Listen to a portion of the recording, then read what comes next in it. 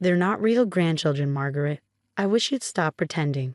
My mother-in-law's voice cut through the cheerful chaos of the family reunion like a knife. The backyard suddenly went quiet, the kind of silence that feels heavy enough to touch. I stood there, fruit salad halfway to the picnic table, watching my children's faces fall as they processed their grandmother's words. My name is Margaret Chin, and at 35, I thought I finally found my place in the Sullivan family. My husband James and I had adopted our twins, Lily and Lucas, 5 years ago when they were just 3. They were our miracle, our answer to years of fertility struggles and heartbreak. But to Victoria Sullivan, they were a stain on her precious family tree. Mom, James started, but Victoria held up her hand, her perfectly manicured nails glinting in the summer sun. I'm only saying what everyone's thinking, she continued, smoothing her expensive linen dress. The Sullivan family has a noble heritage. These children, while lovely, don't carry our blood. They don't even look like us. I set down the fruit salad, my hand surprisingly steady. Around us, cousins pretended to be absorbed in their phones. Aunts suddenly needed to check on dishes in the kitchen, and my father-in-law Robert became intensely interested in adjusting the umbrella over the picnic table. Grandma, Lucas said, his small voice wavering, we made you a card. He held out the handmade creation they'd spent hours on, covered in glitter and carefully drawn family portraits. Victoria barely glanced at it. That's nice, dear. Why don't you and your sister go play? She turned to James. Honestly, if you and Margaret had just tried harder for natural children. That's enough. My voice was quiet but firm. Years of taking Victoria's subtle jabs, her passive-aggressive comments about adoption, her exclusion of my children from family photos. It all crystallized into this moment. I reached for my bag, pulling out my laptop.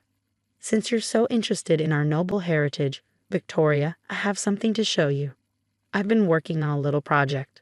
Margaret, James whispered, touching my arm. He knew that tone in my voice. It was the same one I used when I discovered one of my students cheating in my history class. It's okay, honey, I said, opening my laptop. Your mother's right. Heritage is important. That's why I've spent the last 6 months researching the Sullivan family tree. Victoria's expression shifted slightly. We already know our history. The Sullivans came over on the Mayflower. Actually, I interrupted, turning the screen so everyone could see. That's not quite accurate. I found some fascinating documents in the county archives. The family began to gather around, curiosity overtaking their discomfort. I pulled up the scanned documents I'd discovered during my research.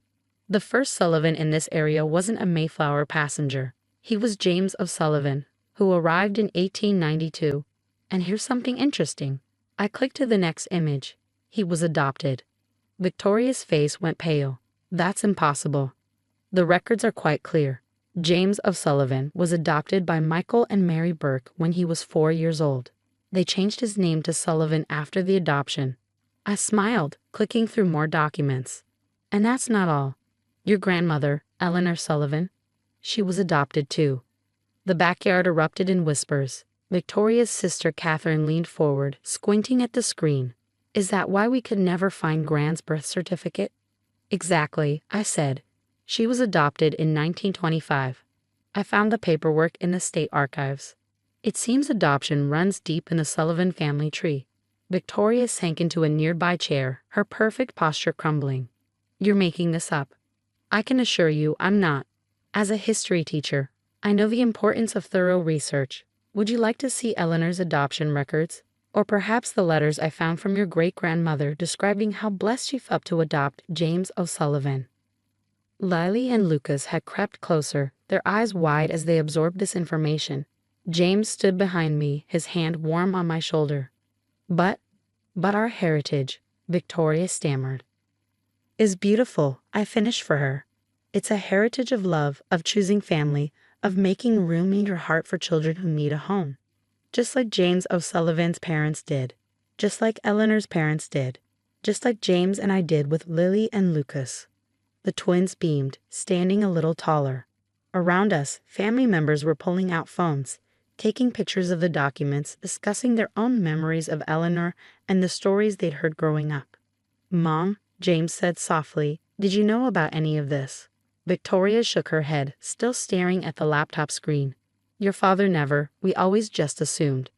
You know what they say about assumptions, I said, closing my laptop. They make you miss the truth about your own family. Now, who wants fruit salad? As I moved to pick up the bowl, Catherine grabbed my arm.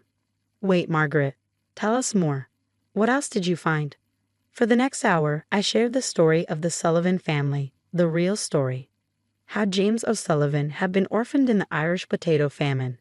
How the Burkes had taken him in. How their love had given him a future. How Eleanor's adoption had saved her from a life in an overcrowded orphanage. How she'd grown up to become a champion for children's causes. Victoria sat silently through it all, the carefully constructed narrative of her family's noble bloodline crumbling with each revelation. Finally, as I finished showing the last document, Lucas approached her cautiously. "Grandma," he said, still holding his card, "does this mean you were wrong about us not being real family?" The backyard went quiet again, all eyes on Victoria. She looked at the card, then at Lucas's hopeful face, then at the laptop with its undeniable evidence of her family's adoptive heritage. She began, then stopped, looking lost for perhaps the first time in her perfectly controlled life. "The card is beautiful," I said, giving Lucas a gentle push toward her. "Why don't you show Grandma what you drew?" Lucas hesitated, then held out the card again. This time, Victoria took it, opening it with trembling hands. Inside, Lily and Lucas had drawn the entire family, including Victoria in a bright purple dress, her favorite color, though she'd never admit it, standing in front of what they labeled the best family ever. "We gave you a crown," Lily said, pointing, "because you're the queen of the family." Victoria touched the glittery crown they'd drawn on her head, and I saw something crack in her carefully maintained facade. A tear rolled down her cheek, leaving a trail through her perfect makeup. The story wasn't over. One afternoon couldn't erase years of prejudice and hurt. But as I watched Victoria pull both twins into a tentative hug, I knew something had shifted. Sometimes the truth, especially about family, has a way of breaking down the walls we build around our hearts. "Margaret," Catherine called from the picnic table, "you have to tell us more. When did you start this research? How did you find all this?"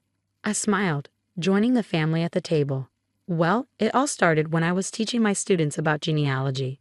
The weeks following the family reunion brought changes I never expected. Victoria, who had previously limited her interaction with our family to formal holiday visits and the occasional reluctant dinner, started calling regularly. At first, it was just short conversations, ostensibly about the family history I'd uncovered. "I found some old photographs in the attic," she said during one call. "There's one of Eleanor, my grandmother. She's standing with her adoptive parents. I never knew, I always thought." I could hear the struggle in her voice, decades of pride warring with newfound truth. "Would you like to come over and look at them together?" I offered. "The twins would love to help organize them." There was a pause, then a soft, "Yes, I think I'd like that." That Saturday, Victoria arrived at our house clutching 3 dusty photo albums and a box of loose photographs. She was wearing jeans, something I'd never seen before, and her usual perfectly coiffed hair was pulled back in a simple ponytail. "I couldn't sleep last night," she admitted as we settled at the dining room table. "I kept thinking about what you said, about choosing family. I found this letter." She pulled out a yellowed envelope with trembling hands.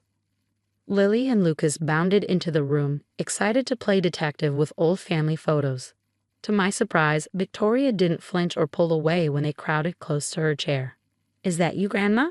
Lucas pointed to a faded photograph of a young girl in a formal dress. "No, sweetheart," Victoria said, her voice softer than I'd ever heard it. "That's your great-great-grandmother, Eleanor. And these," she pointed to the couple standing behind the girl, "are the parents who chose her." "Like how Mom and Dad chose us?" Lily asked, her eyes wide. Victoria's hand shook as she touched the photograph. "Yes, exactly like that." As we sorted through the photographs, Victoria began to share stories she'd heard growing up. Stories she dismissed or reinterpreted to fit her narrative of the Sullivan family's noble bloodline. Now, with the truth laid bare, these stories took on new meaning. "Eleanor never talked about being adopted," Victoria said, showing us a wedding photograph. "But she was always taking in strays, children, animals, anyone who needed help. I used to think it was beneath our family's dignity." She looked at the twins, who were carefully organizing photos by date. "I was wrong about so many things." James came home from work to find us all on the floor, surrounded by photographs and eating pizza. Another first for Victoria, who usually insisted on proper meals at proper tables. "Mom," he said, clearly shocked by the scene. Victoria looked up, a piece of pepperoni pizza in her hand, and Lily leaning against her shoulder. "James, dear, did you know your great-great-grandfather was rescued from an orphanage by a baker and his wife?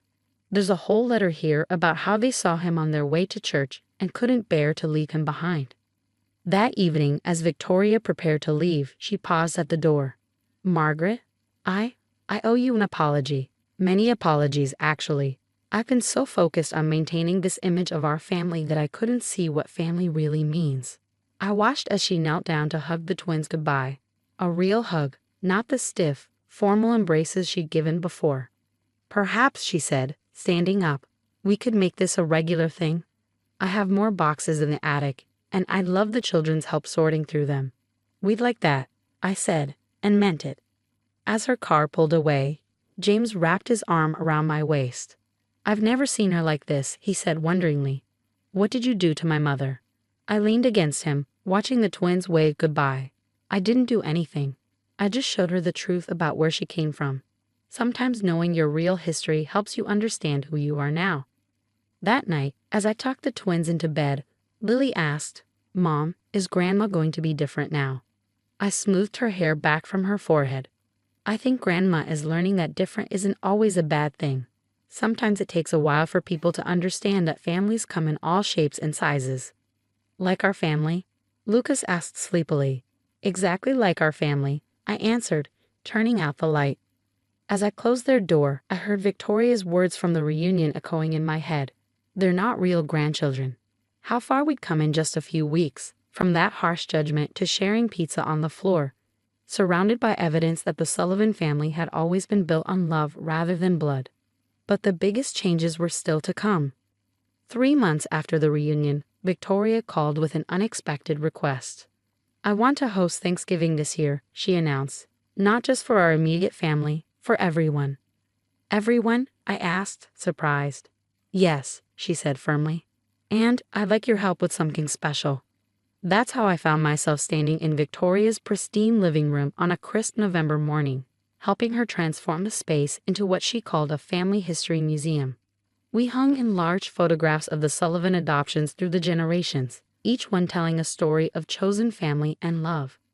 The formal dining room, usually reserved for her crystal and fine china, now housed tables covered with old letters, documents, and family artifacts.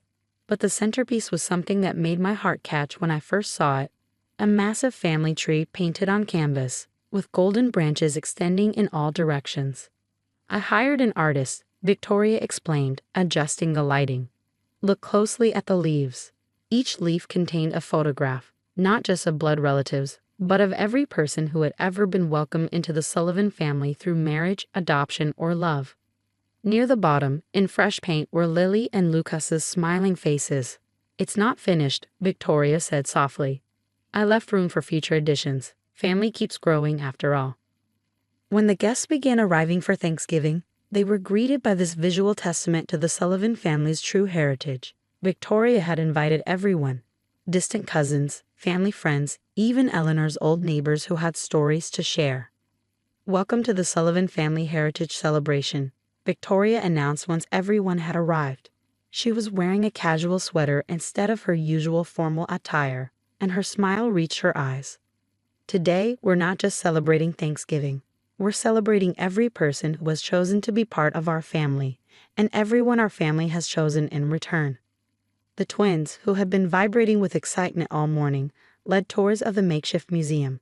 They knew every story by heart now, thanks to countless afternoons spent with Victoria exploring family history. "This is James O'Sullivan," Lucas told a group of cousins, pointing to an old photograph. "He was adopted just like us, and he became a baker like his new dad." "And this is great-great-grandma Eleanor," Lily added proudly. "She started a children's home because she knew what it was like to need a family." I watched Victoria throughout the day, seeing how she beamed every time someone discovered a new connection or shared a forgotten story. The formal woman who had once been so concerned with bloodlines and noble heritage had been replaced by someone who understood that family was something you built, not something you were born into. During dinner, Victoria clinked her glass for attention. "I have an announcement," she said, standing. "I've been doing some thinking about Eleanor's legacy." She paused, looking around the table at all the faces, blood relatives and chosen family alike. "I've decided to establish the Sullivan Family Foundation. We'll provide support for families going through the adoption process, helping them give children the same gift of family that James O'Sullivan and Eleanor received." The room erupted in applause. James squeezed my hand under the table, and I saw tears in his eyes. "Margaret," Victoria continued, turning to me, "I'd like you to help me run it. Your research skills and your heart for family, they're exactly what this foundation needs." I felt tears welling up in my own eyes. "I'd be honored," I managed to say. And she added with a smile, "I thought we could start by helping the Martinez family down the street. They're trying to adopt their foster children, and I hear they could use some support." Later that evening, as the gathering was winding down, I found Victoria sitting in her study, looking at the family tree. "You know," she said without turning around, "I spent so many years trying to prove we were special because of our bloodline. I never realized we were special because of this." She gestured to the photographs. "Because generation after generation, our family chose love over everything else."